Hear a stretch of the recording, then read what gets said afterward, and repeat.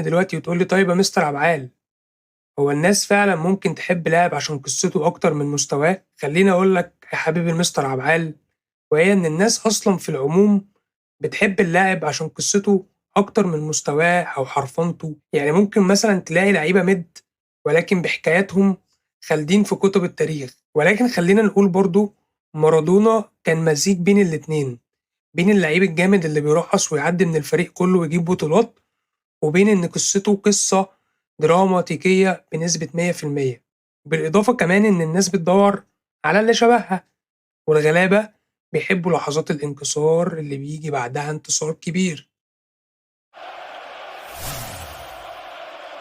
طيب عارف ليه الأرجنتينيين بيشوفوا لحظة إيد الله أعظم لحظة في حياتهم؟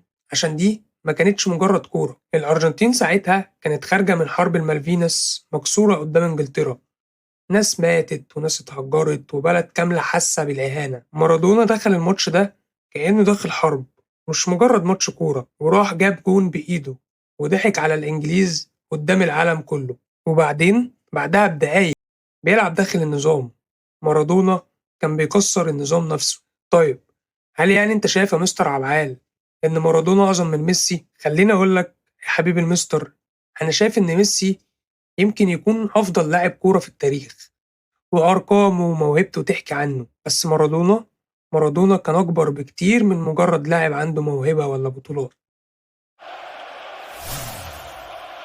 في الوقت ده إيطاليا كانت متقسمة طبقات، الشمال الطبقة الغنية المتكبرة، والجنوب طبقة العمال والفقراء اللي بيتعاملوا معاهم كأنهم درجة تانية.